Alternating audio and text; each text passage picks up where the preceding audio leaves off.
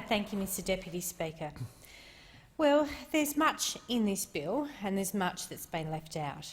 I think it's important to acknowledge that this is the first permanent rise in years to JobSeeker, formerly New Start. However, I think it's pretty clear, and I think most Australians agree, that $25 a week really is woefully inadequate. An additional $3.57 per day. It really will fall short. There are 1.9 million Australians who will effectively lose $100 a fortnight, and that's because when the government provides the $50 a week increase, permanent increase, at the same time they'll be taking away the $150 coronavirus supplement. So really $100 per fortnight is what will be removed from people's family income. Now, there are just over 11,000 people in Mayo who are receiving the COVID supplement, but there is going to be a double whammy here that is going to affect the economy seriously, and that's because when JobKeeper ends, there will be a large cohort of people on JobKeeper that will be moving to JobSeeker. Now, the estimates are saying around 250,000 Australians. I actually think that's incredibly conservative. I think that there will be far more. I hope there isn't, but I think there will be. And I think we need to acknowledge in this place that for a very long time, not just welfare groups, but business groups have been saying that we need to have a substantial lift to the base rate of JobSeeker.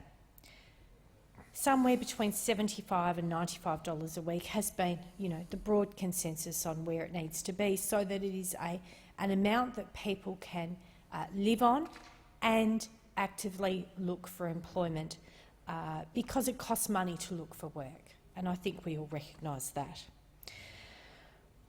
I think what we need to go to from here, and I've been calling for this for some time, is an independent body that determines what the rate is. Not for it to be determined on a joint party sitting meeting where there was a whip round the table, who wants 50 a week, who wants 25 a week, and that's, I think, where we got to. And I think that there's no policy structure in that. I think what we really need is to have an independent Social Security Commission that would set payments that keep up with the cost of living in Australia and recognise Australia's economic circumstances. I'd actually like to backtrack to the previous parliament, where there was a select committee on intergenerational welfare dependence, and that handed down a final report called Living on the Edge, Inquiry into Intergenerational Welfare Dependence.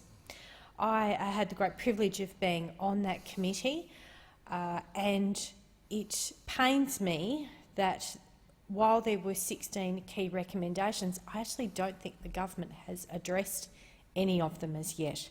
And I'd just like to highlight two of those recommendations today. Recommendation 14 that requested that the Australian government review the effects of government policy, including the adequacy of payments on young people and single-parent families. And one that we don't talk about in here, and that's recommendation 15, for the government to consider the changing point from which a single parent moves from the single-parent payment onto JobSeeker. Now, at the moment, that's when the youngest child turns 8. The recommendation was for when the child turns 12, for them to consider that. And I think that that will have a profound impact if the government actually considers this and makes some changes here. I think we need to remember that the face of the Centrelink recipient has changed. Now, a decade ago, a person on Centrelink, a person who was receiving JobSeeker, formerly New Start, was more than likely a young man aged under 35. Now, over half the recipients are over 45, and one of the fastest growing groups, and there's been more women in this category than ever before, are women over 60 that are on the JobSeeker payment. Now, while government's proposed increase to the JobSeeker base rate is $307, and that's, I believe, completely inadequate. The great challenge is, do we accept this, or do we play chicken with the government and hope that they will reconsider and lift this rate? My office is regularly contacted by constituents who are seeking assistance to obtain affordable housing.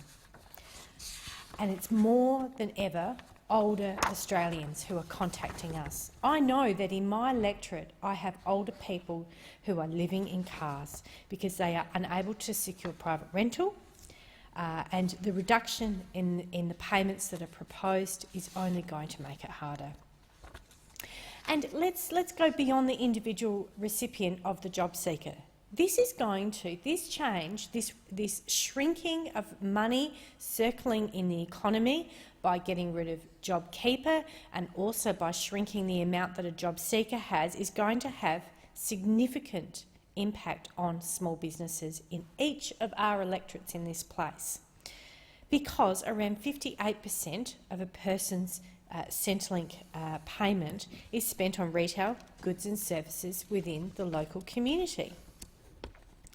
So I think that we could have quite a compounding effect from the fact that we are shrinking JobSeeker and we are doing away entirely with JobKeeper. And in my electorate we have a very high number of people who are on JobKeeper. We are a tourism destination, and we don't have the international tourists, particularly on Kangaroo Island, that we relied so heavily on, but right across. And while I appreciate that the government has given vouchers or funding to the airlines, it's the tour operators. It's all of those small little businesses, those micro businesses that are not going to receive the benefit of those airline tickets. It's just not going to happen. It's not going to trickle down. As I said earlier, over 11,000 people across Mayo have been receiving the COVID supplement, and this, on my calculations, is going to mean a shrinking in my electorate's economy of around $1 million a fortnight. So it's $1 million every fortnight that's not going to your butcher stores and your greengrocers and every other business in between. Now, who's going to be the big winners? Well, it's going to be the payday lenders, it's going to be the pawn shops and the buy now, pay later schemes. So I do call on the government to reconsider a couple of things. Firstly, the rate, but secondly, I'd like them to reconsider the income-free area for the job seeker payment and for youth allowance, other and parenting payment. The income-free area should remain, I believe, at $300 a fortnight. And it also needs to be indexed. And we know that millions of Australians are currently underemployed because there just isn't the permanent jobs that there used to be, and so many people are accepting insecure work, casual work, coupling together 2 or 3 jobs, and so having that income-free area where they're not penalised with their job seeker rate, I think that is a prudent thing to do. Now, there are a number of other measures that are not highlighted in this bill but are part of this package. And a couple of those are changes to mutual obligations, and these changes are not required to be made by legislative instrument. But I would just say to government, and this is a government that's always said it's a government for small business, you are actually putting such an onerous on small businesses by people who are on JobSeeker having to go back to putting in for 20 jobs a fortnight. And the reason why I say that is because they will advertise a job on Seek or on some other platform, and they will be bombarded with applications that they will have to filter through for people who do not have the qualifications for the job, but need to put in their application so that they don't lose the payment that they receive. And so I don't think that we've thought out this through too well.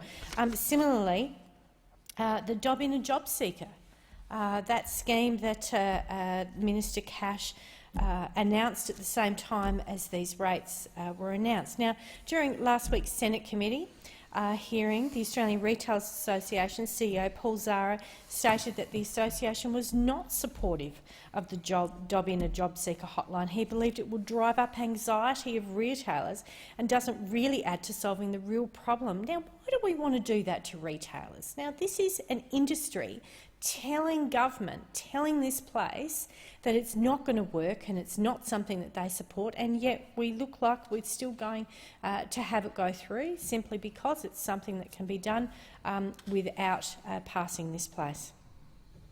Finally, I'd like to share with you an email I received late last week from an Adelaide Hills woman who lives in my electorate, and she's in her 60s. She said, "Rebecca, I'm distraught at the seeming disregard of the federal government regarding the review of the JobSeeker rate. I have found myself on JobSeeker and I have just reviewed my budget and find that I am having to choose between paying utility bills and buying food." Now, come on, we can do better than that in this nation. We were never a nation that would say to people, look, we think that you should choose between keeping a heater on in your house and it gets really cold in my electorate, or you should choose between food. This isn't a 25-year-old bum who'd rather go serving. This is a woman in her 60s who is looking for work, who is struggling to look for work, who is going to face enormous extreme hardship. So the government has been quite clear. There's no negotiation. It's $50 or nothing.